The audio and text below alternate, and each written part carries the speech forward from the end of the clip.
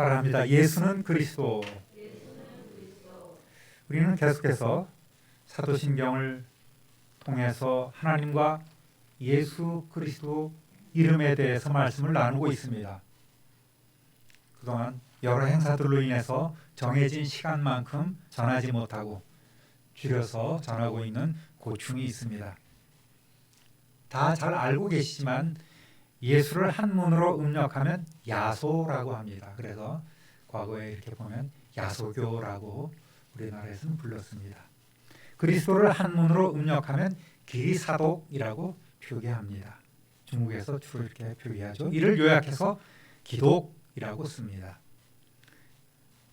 터기자에다 살펴볼 독자를 쓰는데 아무 의미 없고 그냥 음력을 이렇게 딴 것입니다. 예수님을 믿고 따르는 자들을 기독교인으로 부르게 된 계기는 바나바와 바울이 이방 지역 첫 교회로 안디옥에서 개척할 때입니다. 함께 콤비를 이루어서 동역하면서 교회의 성장, 교회의 큰 부흥을 일으켰죠. 그러면서 성도들을 열심히 가르쳤는데 이때부터 예수 믿는 사람들을 그리스도인 이렇게 불리게 된 것입니다. 사도행전 1장 25절 26절 읽어봅니다. 바나바가 사울을 찾으러 다소에 가서 만남에 안디옥에 데리고 와서 둘이 교회에 1년간 모여 있어 큰 무리를 가르쳤고 제자들이 안디옥에서 비로소 그리스도인이라 일컬음을 받게 되었더라. 아멘. 그리스도인, 그리스도의 사람들, 그리스도를 믿는 이들이란 뜻이죠. 지난번에도 언급해 드렸듯이 예수 그리스도 하면 예수가 성이고 그리스도가 이름으로 또는 그 반대로 그리스도가 성이고 예수가 이름인 줄 알고 있습니다. 서양 이름이 보통 그렇지 않습니까?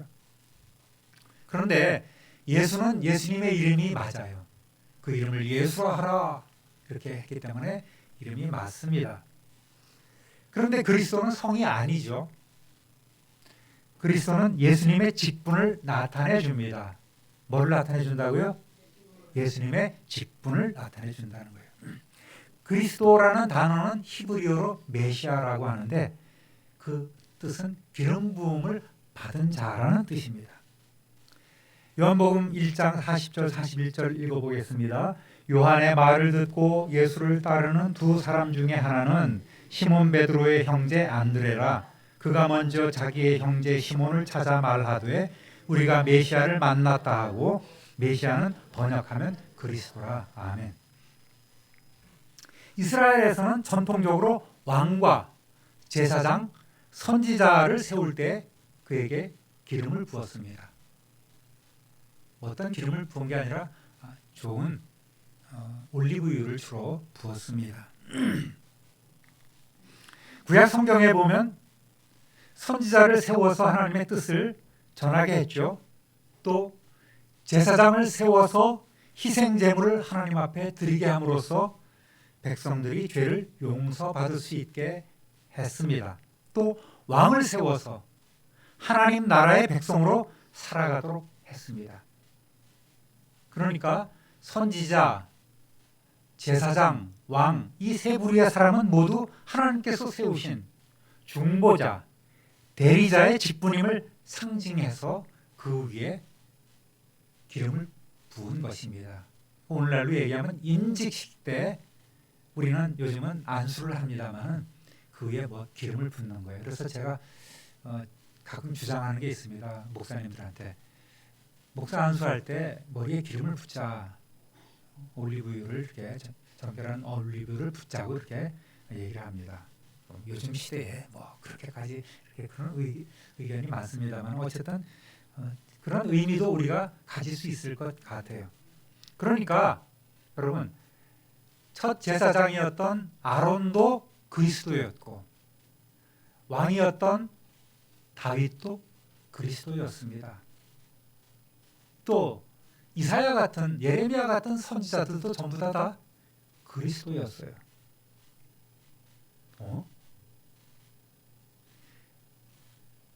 앞에 거는 왕, 제사장, 선지자에게 기름을 부어서 그리스도라고 한 것은 알겠는데 막상 이름을 대입해 보니까 약간 어색하기도 합니다. 하지만 그들 모두가 다 기름 부음을 받은 그리스도 메시아였다는 사실이죠. 물론 머리에 기름 부음을 받은 사람들은 완전한 그리스도가 아니라 앞으로 오실 예수 그리스도를 예표하는 사람들이었습니다. 이들은 모두 하나님과 인간 사이의 중보자로서 유일한 중보자이신 예수 그리스도의 그림자에 불과합니다. 진정한 그리스도의 직분을 완성하신 분은 예수님이셨고 성경은 그래서 예수님을 기름 부음을 받은 자라고 증거하고 있습니다. 그래서 우리는 모두가 다 예수님을 그리스도라고 고백하고 있는 것입니다. 그러면 예수님께서 어떻게 기름 부음을 받은 자가 될까요? 이상하다. 예수님에게 기름 부은 사실이 성경에 나오지 않습니다. 그런데 어떻게 예수님을 기름 부음 받은 자라고 우리가 표현할 수 있을까요? 모든 사람이 죄를 범하여 하나님의 영광에 이르지 못합니다. 의인은 한 사람도 없습니다. 모두가 다 죄인이죠. 죄의 삭은 사망입니다. 의롭게 되려는 인간의 모든 노력도 또 깨끗하게 살려는 인간의 모든 의지도 죄의 권세 앞에 물거품으로 사라지고 마는 것이죠. 죄의 결과는 사망 아니겠습니까?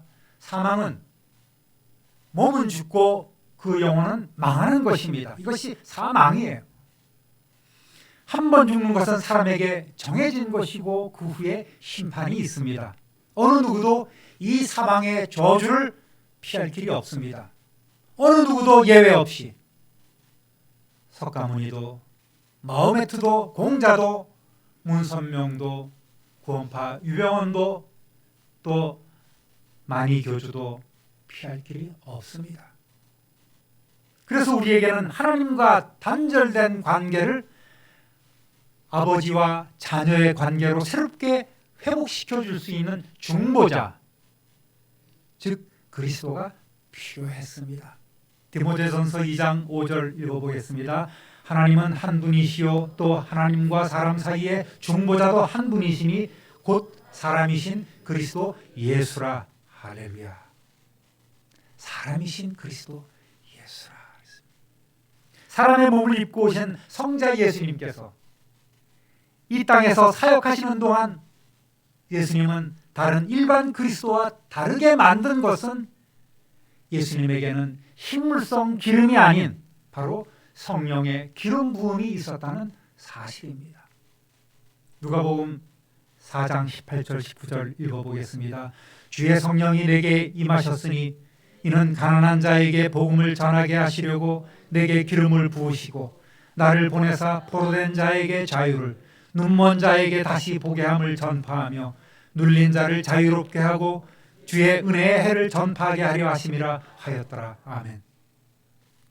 예수님께서 세례요한에게 세례를 받으실 때 하늘이 열리고 성령께서 비둘기처럼 그에게 임하셨습니다. 이때 성령의 기름 부으심이 있었던 것입니다. 예수님이 세례 받으실 때 임하신 성령께서는 예수님과 늘 함께 하심으로 예수님은 그의 일생 능력과 권세로 일하셨습니다. 할렐루야. 따라합니다. 예수님은 선지자이십니다. 사도행전 3장 22절 23절 모세가 말하되 주 하나님이 너희를 위하여 너희 형제 가운데서 나 같은 선지자 하나를 세울 것이니 너희가 무엇이든지 그의 모든 말을 들을 것이라. 누구든지 그 선지자의 말을 듣지 아니하는 자는 백성 중에서 멸망받으리라 하였고, 오래전에 모세는 하나님의 말씀을 전달함으로써 선지자라고 불렸습니다. 그는 자신과 같은 선지자가 나중에 세워질 것이고 그의 말을 듣지 않으면 멸망할 것이라는 예언을 했습니다. 선지자는 점쟁이나 역술인이 아니지요. 오직 하나님께서 주시는 계시만을, 뜻만을 전하는 사람입니다. 거기에 한 점 한 획도 더하거나 빼서는 안 되었습니다. 때가 차서 약속대로 하나님께서는 예수 그리스도를 세상에 보내셨고, 모세와 마찬가지로 예수님께서는 하나님의 뜻을 선포하심으로 선지자로 불리게 된 것입니다. 누가복음 14장 19절에 보면 예수님 당시 제자들도 예수님을 하나님과 모든 백성 앞에서 말과 일에 능하신 선지자로 생각했습니다. 또 그를 따르는 백성들도 그렇게 생각했습니다. 예수님은 참 선지자로서 죄인인 우리가 하나님 앞에 나아갈 길을 바로 알려주셨습니다. 따라합니다. 예수님은 제사장이십니다. 그것도 대제사장이십니다. 율법은 사람들이 하나님께 죄를 용서받기 위하여서 희생제사를 드리도록 명령하고 있습니다. 피 흘림이 없으면 죄사함이 없기 때문입니다. 그래서 구약시대에는 수많은 짐승들이 사람들의 죄사함을 위해서 희생되었습니다. 그러나 짐승의 피로 드리는 이 피의 제사는 불완전합니다. 매번 또 매년 같은 제사를 반복해야 했으므로 인간의 죄를 근본적으로 해결할 수 없었던 것입니다. 이러한 율법의 요구를 완전하게 이루기 위해서는 이에 맞는 조건을 갖춘 제물이 필요했습니다. 매번 드릴 필요가 없는 완벽한 제물, 먼저 사람이어야만 했습니다. 짐승의 피가 아닌 사람이 그 피를 흘려야만 했습니다. 그리고 그 피는 죄가 없는 사람의 피여야만 했습니다. 또 모든 사람의 죄를 사해줄 만한 능력이 있는 사람이어야 했습니다. 그리고 죽음까지도 자원하되 반드시 피를 흘려야만 했습니다. 여러분, 이 모든 율법의 요구를 충족시킬 만한 제물이 바로 무엇이겠습니까? 오직 한 분 전능하신 하나님의 아들이신 예수밖에 없었던 것입니다. 할렐루야! 그래서 예수님은 세상에 오셨습니다. 우리를 위하여 죽으러 오셨다는 말입니다. 히브리서 9장 11절 12절 읽어봅니다. 그리스도께서는 장래 좋은 일에 대제사장으로 오사 손으로 짓지 아니한 것 곧 이 창조에 속하지 아니한 더 크고 온전한 장막으로 말미암아 염소와 송아지의 피로 하지 아니하고 오직 자기의 피로 영원한 속죄를 이루사 단번에 성소에 들어가셨느니라. 아멘. 예수님은 당신의 피를 가지고 대제사장으로서 휘장을 찢고 그 가운데로 지나 하나님 보좌 앞에 나가 우리를 위한 영원한 속죄의 사역을 이루신 줄 믿으시기를 바랍니다. 따라합니다. 예수님은 왕이십니다. 성경은 예수 그리스도를 왕으로 증거하고 있습니다. 마태복음 2장 1절 읽어봅니다. 유대인의 왕으로 나신 이가 어디 계시냐? 우리가 동방에서 그의 별을 보고 그에게 경배하러 왔노라 하니 아멘. 동방 박사들이 예수님의 탄생을 알리고 있습니다. 예수님 자신도 당신을 왕으로 말씀하고 계십니다. 누가복음 24장 3절에 보니까 십자가를 지시기 직전에 빌라도에게 신문을 받으실 때에 네가 유대인의 왕이냐? 예수께서 대답하시되 네 말이 옳도다. 당신 말이 맞소. 그렇게 인정하셨습니다. 하지만 예수님은 단순히 유대인의 왕으로만 머무르지 않습니다. 로마서 3장 29절 읽어봅니다. 하나님은 다만 유대인의 하나님이시냐? 또한 이방인의 하나님은 아니시냐? 진실로 이방인의 하나님도 되시느니라. 아멘. 하나님이 유대인뿐만 아니라 이방인의 하나님이시듯 예수님은 이 세상 모든 만민들의 그리스도이신 줄 믿습니다. 그래서 요한계시록 19장 16절은 이렇게 증거합니다. 읽어봅니다. 그 옷과 그 다리에 이름을 쓴 것이 있으니 만왕의 왕이요 만주의 주라 하였더라. 아멘. 만왕의 왕, 만주의 주시다.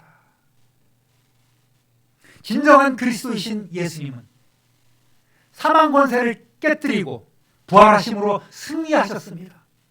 또 장차 온 세상을 심판하시고 영원히 다스리실 만왕의 왕이요 만주의 주이신 줄 믿으시기를 우리 주님의 이름으로 축원합니다. 다른 그리스도는 더 이상 없습니다. 그렇지만 우리는 이렇게 이해할 수 있습니다. 우리는 작은 예수다. 우리는 작은 그리스도다. 하나님과 내 이웃을 연결해 줄 중보자의 사명을 저와 여러분이 갖고 있는 것입니다. 그런 작은 그리스도의 사명을 살아가시는 저와 여러분 되시기를 우리 주님의 이름으로 축원합니다. 다른 그리스도는 없지만 다른 구원자는 없습니다. 석가모니도 마호메트도 공자도 수많은 이단 사이비들도 우리에게 구원을 주지 못합니다. 구원을 받는다는 것은 무엇입니까? 바로 예수를 주와 그리스도로 믿고 고백한다는 것입니다. 구원은 행위가 아니고 믿음으로만 가능합니다. 적선, 선을 쌓거나 좋은 일을 많이 해야만 천국에 갈 수 있는 것이 아닙니다. 예수 그리스도로 인해 구원의 길이 우리에게 활짝 열렸습니다. 예수 그리스도께서 우리의 구세주가 되어주셨습니다. 이를 믿음으로 우리는 의롭게 됩니다. 할렐루야. 예수가 그리스도라는 이 진리는 모든 제자들의 고백이 되었습니다. 예수가 그리스도라는 이 진리는 주님이 세우신 교회의 전도의 주제가 되었습니다. 교회의 의미가 되었습니다. 그래서 우리는 예수님의 제자들처럼 오늘 세상에 나가서 예수가 그리스도이심을 세 가지 뭐예요? 선지자요, 왕이요, 제사장이심을 우리는 선포해야 합니다. 진정한 그리스도, 완벽한 그리스도, 대망하고 기대하고 기다려왔던 그 메시아 그리스도라는 사실을 우리는 외쳐야 합니다. 사도행전 5장 42절 보니까 읽어봅니다. 그들이 날마다 성전에 있든지 집에 있든지 예수는 그리스도라고 가르치기와 전도하기를 그치지 아니하리라. 아멘. 초대교회 신자들만 이런 삶을 살아가야만 했습니까? 아니에요. 이 모습은 오늘 저와 여러분에게도 주신 주님께서 요구하고 계시는 참된 교회의 모습이요, 성도의 모습이 되는 줄 믿습니다. 그러니까 우리는 어떻게 해요? 성전에 있든지 집에 있든지 예수가 그리스도라고 가르치기와 전도하기를 쉬지 말아야 하는 것입니다.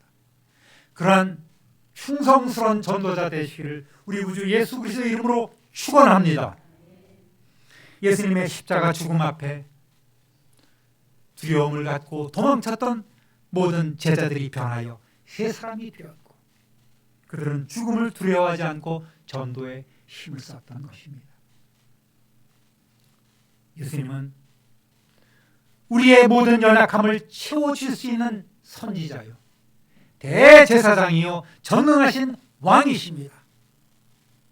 예수님만이 저와 여러분의 모든 삶의 문제에 해답이 되는 줄 믿습니다.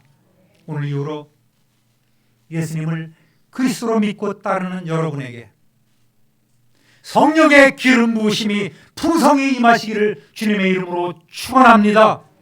이제부터 예수는 그리스도라는 이 복음의 진수를 전하는 삶을 사시는 저와 여러분 되시기를 우리 구주 예수 그리스도의 이름으로 축원합니다. 축원합니다. 축원합니다.